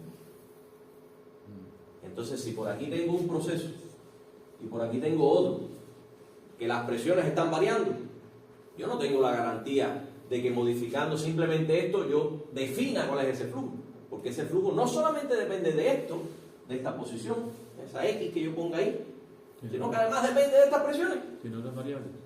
Tiene otras variables que yo no les puedo hacer nada. Son perturbaciones para ese sistema. ¿La válvula es una perturbación entonces? No, la válvula como válvula es una variable manipulable, Eso es la porque válvula. yo puedo modificar la posición del vástago. Ah, ok. La apertura Ya, del orificio por el que circula el flujo, yo lo puedo manipular. ya. La Pero presión. las presiones estas, no les puedo hacer nada. Pero igual se puede manipular la presión, ¿o no? Claro. Entonces ya no sería perturbación. Pero esto es parte de otro proceso. En el origen es perturbación. Claro, para este proceso, porque resulta que los procesos, recuerden, eso que hay allá adentro es una cosa compleja. ¿Ya? Y los procesos yo, para modelarlo, para controlarlo, por lo general lo que se hace es que se subdividen. Entonces yo analizo este proceso. Para ese proceso, el modelo de este proceso tiene estas dos variables que para él son perturbadoras. Pero es posible que cuando yo esté analizando ahora este otro proceso, para él eso sea una variable posiblemente de salida, Claro. que yo la modifico con otra cosa. ¿Entiendes? Entonces, para este es perturbadora, pero para este a lo mejor es salida incluso controlable. Entonces, Entiendo. ahí hay que saber, hay que tener claro cuáles son las variables que están incidiendo en el proceso, según la subdivisión que yo haya hecho, de esas variables, cuáles para mí son manipulables, entradas manipulables, cuáles son entradas perturbadoras, y de ellas, cuáles son las salidas, y de esas salidas, cuáles yo quiero controlar, cuáles yo puedo medir, cuáles no puedo medir. A lo mejor incluso hay algunas medibles, o sea, no medibles, que necesite controlar. Y ahí entonces tengo que deducirlas a otro lado, por el propio modelo. Entonces hay técnicas de control inferencial, por ejemplo, que tú puedes inferir el valor de una variable, si conoces el modelo matemático, sin necesidad de medirlo. Y resulta que esas perturbaciones yo no las puedo modificar, yo no puedo cambiarlas, pero algunas sí puedo medirlas. por ejemplo. La presión.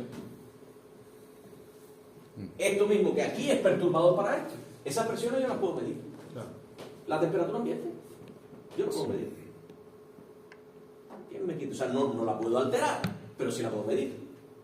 Entonces, hay perturbaciones que son medibles y otras que no son medibles. ¿Ya? Y resulta que las que yo pueda medir, las puedo utilizar en el sistema de control. Y puedo hacer un sistema de control basado en que yo conozco cuándo entra una perturbación y actuar en base a corregir la modificación que provoque esa perturbación. ¿Ok? Entonces, por eso es importante también de las perturbaciones saber si la puedo medir o no la puedo medir. Y por ejemplo, en lo medible, el clima. Sí, no sé, ¿cuánto está lloviendo? O algo más todavía, en un horno. Cuando se abre la puerta de un horno, eso es una perturbación para el control de temperatura dentro del horno. Ya, o el refrigerador. ¿Cuánto se te escapó? ¿Cuánto de la energía que había dentro del horno se te escapó en función del tiempo que tú tuviste abierta la puerta para poder sacar lo que estaba en el horno? Y después lo volviste a cerrar. No sabes. Entonces, esa energía que salió porque tú abriste la puerta, no la puedes medir. Y eso es una perturbación para el sistema de control, porque tú sabes cuándo van a abrir la puerta y cerrarla. Cosas así. Claro. Bueno, por ahí tendríamos entonces, de hecho, lo que vamos a hacer un poco en esta asignatura, vamos a tener procesos, algunos van a ser eléctricos, otros van a ser mecánicos, otros van a ser termodinámicos, que los necesitamos modelar dinámicamente para entonces encontrar las ecuaciones, aplicar la reforma de Laplace, llevarlo a la función de transferencia y ver qué es lo que pasa con las salidas cuando yo modifique las entradas. Eso es parte de lo que necesitamos en esta asignatura, entender esa dinámica, cómo se modifica esta salida. Hay que llegar a un control fino. Claro, pero aquí todavía estaríamos hablando, o sea, no estaríamos todavía hablando de control, porque ahí tenemos una planta y yo tengo una válvula, yo tengo el calefón. El calefón de estos, de los antiguos, que lo que tiene es una llavecita que va varios pasos, ¿ya? Yo no tengo control de temperatura en lazo cerrado ahí, ¿ya? Yo simplemente activo la llama en nivel determinado y si el agua está más fría o menos fría, y si yo abro más o menos la llave en la ducha, eso ni se entera, eso siempre es la misma llama. ¿Ya? Entonces, la temperatura, ahí hay otra perturbación. Imaginen un calefón de llama constante. ¿Ya? Si el agua está llegando a cierta temperatura, bueno, esa la puedo medir y la pudiera utilizar en un sistema de control. Pero digamos que no la mido, eso es una perturbación. Pero además de eso, el cuánto yo abro la ducha también es otra perturbación. Porque si circula más agua con la misma llama, va a salir más fría. Y eso lo sabemos todos por bañarnos. Sí. ¿Ya? Los calefones esos que no son inteligentes, si tú abres mucho la llave, el agua te va a llegar fría. Si la cierras, te llega demasiado caliente. A más de uno lo tiene que haber pasado. Si la cierras un poquitico y te un poquitico de agua, para ahorrar el agua, y te vas a dar una quema. Cuando el calefón no es inteligente, no tiene un lazo de control. Entonces, esas son las perturbaciones. Y todo eso es lo que llamamos control en lazo abierto. Vamos a poner un ejemplito de lo que sería también un sistema que lo vamos a modelar. Esto podría ser, por ejemplo, un tanque que recibe un fluido, ¿ya? Y de él sale otro fluido. Parte de lo que está recibiendo o sale por otra tubería. A lo mejor esto es un sistema que está produciendo algo. Le llega un fluido y le sale otro. Aquí podríamos tener una válvula, ¿ya? Y dentro de ese tanque yo tengo aquí un serpentín por el que pudiera estar circulando vapor. ¿Ok? Entonces, pensemos las variables que yo puedo definir ahí. Digamos que el fluido este que está entrando viene y por aquí, por esta tubería, va a circular cierto flujo, llamémosle F1. ¿Ya? Que va a venir con una temperatura del proceso anterior, porque esto está conectado en algo, va a venir del proceso anterior con cierta temperatura. ¿Ya? De ese fluido yo conozco parámetros termodinámicos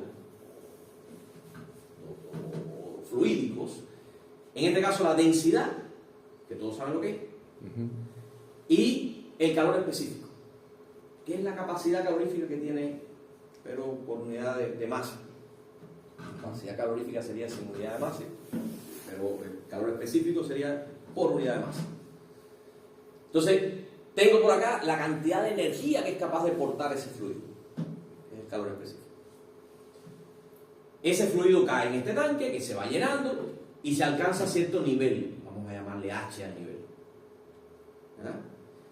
Y por él, como por él está circulando cierta cantidad de vapor, que yo puedo también modificar aquí con esta válvula, la cantidad de calor que yo le suministro a ese tanque, vamos a llamarle Q, que lo puedo modificar con esta válvula, es algo que le aporta energía a este fluido que está cayendo.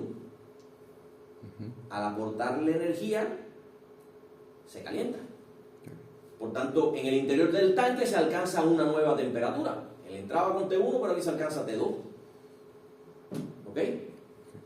Y bueno, para facilitar un poco el modelo de esta cuestión, vamos a decir que tenemos un agitador que garantiza que esta temperatura es homogénea en todo el tanque. ¿Ya?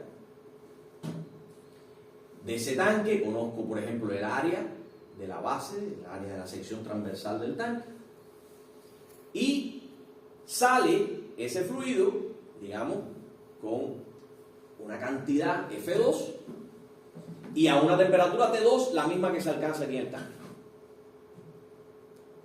¿Ok? Fíjense que les he ido describiendo ese proceso. Eso es un proceso.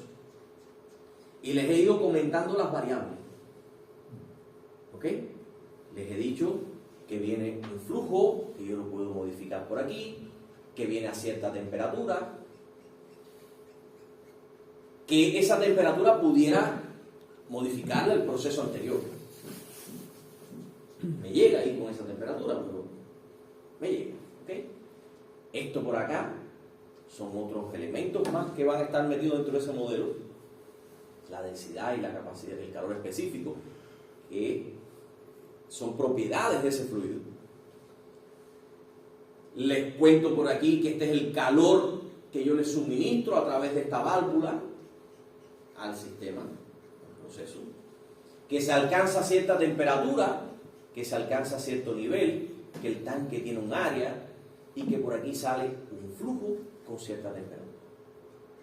¿Ok? Y ahora yo les pregunto, vamos a empezar por algo que ni siquiera mencioné ahorita, pero es parte también del modelo matemático de ese sistema. ¿Cuáles son las constantes ahí? ¿Cuáles ustedes creen que sean de todas esas letricas? Todo eso son matemáticamente, eso después lo voy a meter en una ecuación. ¿Bien? Pero de todas esas letricas, ¿cuáles creen ustedes que sean constantes? La densidad. El área no cambia. El área va a ser constante, la densidad también va a ser una constante, y el calor específico también es una constante. Entonces esos son tres parámetros constantes. Van a ser parte del modelo, pero son constantes. Eso no lo cambia nadie. A no ser que me cambie el fluido, que me cambie el tanque, pero se supone que no. Yo estoy trabajando con ese fluido y con ese tanque. ¿Ya? Perfecto. Ahí tendremos tres constantes. Pero ahora vamos a identificar, obviamente todas las demás son variables. ¿Cierto? Lo que es el flujo de entrada, la temperatura de entrada, el calor que le suministro, la temperatura en el tanque, el nivel en el tanque, el flujo de salida, la temperatura de salida. Y salida porque está saliendo por aquí, no necesariamente porque sea salida, porque ahora me interesa de eso identificar cuáles son las entradas manipulables, cuáles son las entradas perturbadoras y cuáles son las salidas del proceso. O sea, necesitamos identificar de todas esas variables cuáles están aquí, cuáles están aquí y cuáles están acá. Vamos a ver si son capaces. Vamos a empezar por las más sencillas. ¿Cuáles serán las manipulables? El vapor como vapor no. ¿Cómo se llama el vapor ahí? ¿Qué es lo que hace? Genera temperatura. Inyecta temperatura al... No. Aporta calor. Eso. Q. Ah, La variable Q calor. es la que es manipulable. Indirectamente a través de esta válvula. Es un poquito más complejo, pero para hacerlo sencillo, digamos que con esta válvula yo puedo modificar a mi antojo, yo puedo modificar esta Q, que es la cantidad de calor que yo le suministro a ese proceso. Por tanto, eso es una variable efectivamente manipulable. Esa es una de estas que hay. ¿Ok?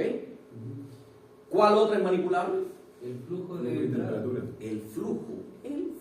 Porque yo con esta válvula lo que modifico es este F1 que hay acá. Ese F1 que es una variable, es una letrica en la ecuación matemática, pero que varía. ¿Ok? ¿Por qué varía? Porque yo puedo abrir más o menos esta válvula.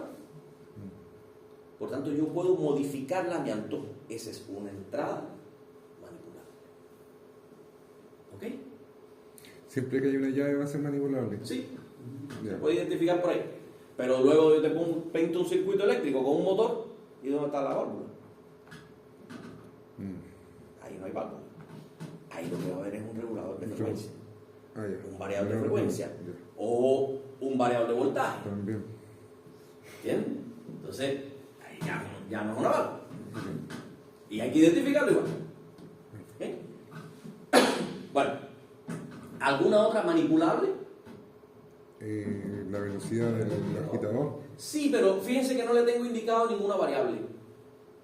Yo les dije que había un agitador ahí. Eso tiene un motor enganchado y ese motor está funcionando ahí contando. Ni siquiera lo identifiqué con variable. Aquí lo que debemos identificar y colocar acá en estas cosas es justamente lo que yo tenga ahí como variable, como letrica, que es lo que va a formar después parte del módulo matemático. El nivel. Eso será una entrada. Yo puedo, o sea, el nivel es algo que entra a ese proceso. No. Entonces no es una entrada. Es algo que se va a modificar Claro. cuando yo altere las entradas de ese proceso, particularmente cuando yo altere el flujo de entrada. Pero tiene que ser una variable igual. Sí, Es pero- una variable, sin duda cambia. Pero no. Es una variable. Pero pudiéramos ya irle diciendo, es una variable de salida. Ya. De hecho, es un estado del proceso, pero además yo sé que lo puedo medir. Por tanto, es una variable de salida de ese proceso. Es una variable de salida en ese modelo matemático que después voy a hacer. El nivel es efectivamente una de salida. La temperatura de entrada, profe, ¿Qué tú crees que sea eso? es que es como la salida de un proceso. Claro, la pero para mi proceso es una entrada. es una entrada. Una variable de entrada. Esa es otra variable de entrada, que además no tengo control sobre ella. No la puedo modificar yo. A lo mejor en el otro proceso se modifica, pero yo no la puedo modificar. Por tanto, para este proceso, la temperatura de entrada es efectivamente una variable de entrada perturbadora y a su vez medible, porque es una perturbación que yo pudiera medir. ¿Ok? Entonces, fíjense cómo esto efectivamente es una entrada perturbadora. ¿Quién nos va quedando? T2, que es la temperatura que se alcanza en el tanque, Una variable de salida. será salida. Fíjense que eso no es entrada. Tampoco la puedo manipular. No es entrada perturbadora, no es entrada manipulable. ¿Qué cosa es? Salida. Y además una salida que también puedo medir. Puede ser incluso un objetivo de control. Bien. ¿Y qué más queda? Queda una sola. Calor específico. ¿Cuál? El calor específico. Ya esa dijimos que era una constante. Esa depende de las propiedades incluidas. El área. El área también dijimos que era una constante. O sea, ya dijimos F1, entrada manipulable. T1, entrada perturbadora. Densidad y calor específico, constante. Calor, entrada manipulable. T2, acabamos de decir que es una salida. Nivel, también una salida. El área, dijimos que era una constante. ¿Quién me queda? F2. F2. Porque T2 es el mismo T2 que hay. Ya. Lo que me queda es F2. ¿Y F2 qué será? Salida también. ¿Eso de salida? Es una salida. Mm. Es una salida que es el flujo con que sale este. Fíjate que aquí no hay una válvula. es nada, es una tubería. Pero F1, ¿por qué no puede ser manipulable? Sí, F1 sí es manipulable, ¿quién dice que no? Sí, hay una- F1 es manipulable por esta válvula. Y dijo que T1 era... F1 es perturbador, o sea, F1 es entrada manipulable. Ya. T1 es entrada perturbadora. O sea, F1 está aquí Ya. y T1 está aquí. Ah, ok. ¿Bien? T1. Claro. Ya. Entonces fíjense cómo de este proceso identificamos las variables, luego las clasificamos y las colocamos en este diagrama. ¿Ok? Y así pudiéramos hacer y debemos hacer con todos los procesos que nosotros queramos modelar. Lo primero es entender qué es lo que está variando en ese proceso. Obviamente pueden haber constantes que relacionen esas variables y también las tendré en cuenta en el modelo. ¿Bien? Pero particularmente con las variables, yo tengo que hacer este tratamiento de identificar y entender cuáles son entradas, cuáles de esas entradas yo las puedo manipular, cuáles no las puedo manipular y por tanto serían perturbadoras, y cuáles son salidas. Profe, el flujo 1 dijo que es entrada manipulable. ¿Sí? El flujo 1. Sí. Porque el flujo 1 yo lo puedo manipular con esta válvula. El T1 es la que es perturbadora. El T1 es perturbador. Pero ¿y Puedo por qué hacer- el T1 no puede ser manipulable igual? En este proceso no. Ah, Porque yo aquí no estoy haciendo nada para manipular T1. Ya no hay ningún controlador de temperatura. Ahí sensor. Para T1 no. Ya, ok. Yo Solamente- después posiblemente ponga un control de temperatura para T2. Un sensor, algo así. Ok, tiene Pongo que un sensor de temperatura y abro más o menos esta válvula O sea, para garantizar un ajustar T2 el- constante. Claro. Ya, ¿Bien? o sea, siempre... Pero T1 es la temperatura con que viene ese fluido. Ok. Yo, en este proceso, yo no lo puedo modificar. Ya. Si Por tanto, hubiera- para este proceso es una entrada perturbadora. O sea, si hubiera un control de temperatura ya sería manipulable. Claro, si yo aquí te engancho el precalentador que puede tener ese proceso antes Ah, y te lo englobo como parte del proceso que quiero modelar, entonces ya sí es una variable controlable para el proceso que está antes de este claro. y que de todos modos es una entrada para este, pero que ya es una entrada que tú sabrás qué valor le vas a poner. Ya, ok. ¿Entiendes? Pero si yo te pongo así este proceso, ahí T1 no tienes nada que hacer con él. Claro, porque para una válvula de salida también sería manipulable. Claro, si aquí tú pones una válvula, igual puedes convertir entonces a F2 en manipulable. Pero ahí empiezan a pasar cosas. Bueno, ¿Ya? ya. Porque si tú pones una válvula aquí, este nivel entonces, ¿cuál es? Porque al final, en este proceso, todo lo que entra tiene que salir cuando esté estable. ¿Bien? Entonces, lo que tú abras y cierras aquí, la combinación entre estas dos válvulas es lo que te va a dar el fluido de circulación por ese proceso. Entiendo. En ese proceso continuamente entonces está saliendo el líquido. Claro, si tú vas a ver esto como un proceso de producción continua, porque también puede ser un proceso de batch, donde tú llenas el tanque, procesas algo y después lo botas. ¿Ya? Pero si lo estás viendo como un proceso de producción continua, tú vas a entrar por aquí un fluido que le estás haciendo algo y lo estás sacando al mismo tiempo, constantemente. Se controla el nivel máximo. Claro, controlas el nivel, controlas la temperatura y estás dando una producción de esa cosa que tú tengas ahí, está circulando por ahí, le estás haciendo una producción y estás garantizando una producción de tanta cantidad de flujo a cierta temperatura, que es, digamos, su calidad. ¿Ok? Y cuando controlas el nivel, estarías controlando entonces la seguridad de ese proceso.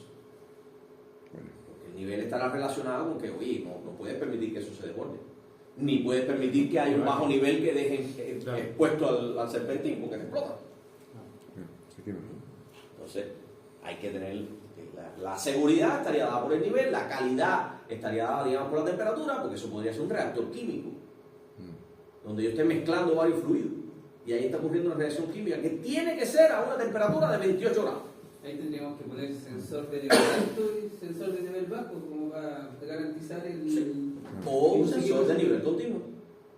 Un sensor de nivel continuo. ¿Cómo es? O sea, un sensor que te esté diciendo un ultrasónico, Ah, interesante. o un capacitivo, ¿Un flotador qué? Debe ser- un flotador, es continuo. Para evitar que hace confundirse. Un flotador conectado a un potenciómetro, un potenciómetro variable.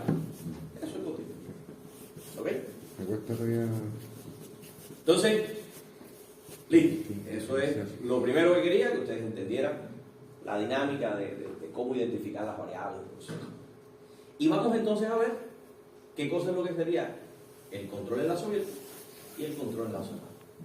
Y seguimos con la misma idea. Vamos a ver, vamos a partir de la planta esta del proceso, que es lo que de alguna manera es mi objetivo, ¿no? Yo quiero controlar algo de ese proceso, modificando algo que yo puedo modificar. ¿Ya? Por tanto, esto es lo que hasta ahora teníamos. Un proceso, que yo sé que después voy a modelar matemáticamente, que tiene ciertas variables que yo las puedo manipular, ¿verdad? Son entradas manipulables en ese proceso.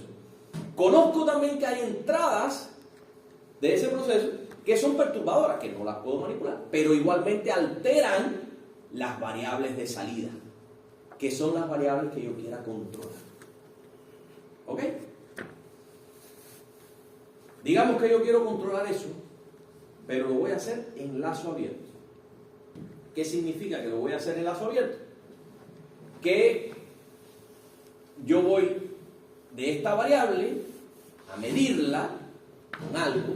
Para eso tengo que colocar ahí un elemento primario de medición que está en contacto físico con esa variable que yo necesito medir. ¿Bien? Y este elemento primario tiene que sufrir cierta modificación que yo después de alguna manera la pueda convertir, o sea, eso modifica algo físicamente que yo eso lo puedo convertir en una señal útil para mí, que pueda incluso indicar en un reloj, en una pantalla, en algo, lo puedo indicar. ¿Ok? Pensemos temperatura. Temperatura provocará la dilatación del mercurio. El elemento primario es ese bulbo de mercurio que yo meto ahí adentro. ¿Ya? Y ese elemento tiene mercurio, y ese mercurio se va a dilatar. Esa es la magnitud física que va a estar modificando esa variable que yo quiero controlar. Y esa dilatación del mercurio, yo de alguna manera, la convierto en una señal eléctrica que puedo transmitir. Y esa señal eléctrica la leo con algo y la indico. Ya sea en algo con escala o en algo que se convierta en un numerito y se pone en un HMI o lo que sea. ¿Ok? Bien. ¿Un transductor de presión igual pues? Un transductor de presión. Sí, porque el mercurio a lo mejor lo que está es provocando una variación mínima, pero la provoca de presión en algo. La cosa es que ya yo estoy viendo cuánto vale esa variable que yo quiero controlar. ¿Bien? Y para modificar esa variable, yo dispongo de esta variable de entrada que es modificable, que yo la puedo modificar en el entorno, ¿verdad? Pero yo para modificarla, no es que yo, digamos que yo para poder modificar aquí la temperatura, yo tengo que modificar la cantidad de calor. No es que yo con las manos eche calor ahí. Yo necesito algo intermedio que me permita la seguridad para mí, ¿ya? Que yo pueda modificar e indirectamente, efectivamente, cambiar la cantidad de calor que yo le voy a suministrar a eso. Y eso, ¿cómo se llama? Un elemento de acción final. Que puede ser la válvula, puede ser el variable de velocidad, puede ser un potenciómetro que yo modifico, y con eso modifico el voltaje, con un divisor, no sé qué, papá. ¿Ok? Y yo puedo entonces dar manualmente una acción de control. Yo pudiera por aquí, con la válvula, abrirlo un poquito más, abrirlo un poquito menos. O sea, cerrarlo. Abrirlo o cerrarlo. ¿Ya? Entonces, yo abro, cierro manualmente la válvula, que es mi elemento de acción final, modificando la posición del vástago. Eso actúa sobre el proceso modifica la variable que yo quiero controlar, la mido, la convierto en una señal eléctrica y veo. Ah, tiene 38 grados. Y yo quiero que llegue a 40. Abro la válvula. Trac, trac. Espero un ratico y vuelvo a mirar. Ah, se me pasó. 43. Cierro. Llegué a los 40. La dejo quieta. Pero del proceso anterior la temperatura de entrada cambia. ¿Qué va a pasar? va a cambiar entonces esta temperatura. Me tengo que acordar, oye, cada 5 minutos yo tengo que ir y mirar. No vaya a ser que me haya cambiado la temperatura del proceso anterior. Entonces, tengo que estar en esa dinámica, ¿no? Claro, esto es lo que se llama control en lazo abierto. Y ese control en lazo abierto en realidad se usa cuando las variaciones de las perturbaciones no van a provocar alteraciones demasiado drásticas en mi señal controlada. ¿Ok? Por ejemplo, en las casas. Un control en lazo abierto en la casa es la llave de agua. O sea, el flujo que circula por la llave depende de la presión que yo tenga a la entrada de la casa. Que puedo tener más o menos. Pero eso no me importa tanto. Yo abro un poquito más la llave y ya, y me lavo la mano y listo. No necesito un flujo exacto. ¿Ya? Pero sé que tampoco puedo abrir la llave para que se me bote y me salpique, ¿no? Yo sé que si la presión a la entrada está baja, la voy a tener que abrir más. Pero si está muy alta, entonces no la voy a tener que abrir tanto. Pero la abro y la dejo ahí ya. Y me lavo la mano. ¿Listo? El calefón también, cuando no es inteligente. Un calefactor. Un calefactor, perfecto. Lo enciendo. Y yo sé que eso alcanza a cierta temperatura. Después apaga. Y después baja solito. Pero ya ahí, entonces hay un lacito control. Ese control. Ya ahí hay pero digamos bueno, que cualquiera, por ahorro de energía, ya casi todos tienen un sensorcito de temperatura y se disparan solos. Pero digamos que no tiene sensor de nada. Claro. Y un cautín, una pistola de soldar, sin control automático de temperatura. Un cautín. Un cautín es un sistema de control de gasolina. Porque se conecta y se calienta. Y listo. Cuando yo lo meto en el estaño, se enfría. Si le meto un pegote de estaño muy grande, se enfría demasiado. ¿Ya? Entonces, ya no puedo hacer nada. Tengo que buscar un cautín de más potencia. ¿Ya? Entonces, el control de lazo abierto funciona. Y funciona bien. Pero cuando las perturbaciones que puedan ocurrir ahí no son significativas. Claro. ¿Ok? Y además tiene una gracia muy importante también, que es que el control de lazo abierto siempre es estable, salvo que la planta en sí sea inestable. ¿Ya? Por ejemplo, un motor, cuando yo le aplico voltaje, él empieza a moverse y alcanza cierta velocidad. Ahí también tendría un control de lazo abierto. Ya, yo quiero que una cinta transportadora que hace algo se mueva a cierta velocidad, yo me pongo cierto voltaje al motor y eso empieza a moverse. Claro, si esa cinta transportadora me pone más o menos cantidad de cosas a transportar, va a disminuir su velocidad. Pero a lo mejor no es tanto. Y sigo produciendo lo que yo necesito. Está bien. Pero, ese mismo sistema, si yo lo veo en posición, sigue siendo el mismo motor, pero ahora lo que me interesa no es la velocidad, sino la posición. Y la posición es que una lata que está en esa cinta transportadora llegue desde aquí hasta aquí. ¿Ya? Para eso yo tengo que arrancar y cuando llegue allá, apagar. ¿Por qué? Porque si lo dejo encendido, la lata se va, se cae, se bota. Porque es un sistema no es técnicamente inestable, pero es un sistema que tiende al infinito en posición. ¿Es un sistema menos seguro? Es más tonto. Más preciso. Más o menos. A ver, es un sistema que cuando yo le doy la acción de control, la salida empieza a variar y no se estabiliza nunca. A eso es a lo que me refiero, en posición. Porque un motor, yo lo arranco y él empieza a dar vuelta, por tanto su posición angular empieza a aumentar, hasta que yo lo apague. Entonces es un sistema intrínsecamente inestable, en el sentido de que no se estabiliza en un valor. Su velocidad sí se estabiliza, pero su posición no se estabiliza. ¿Ok?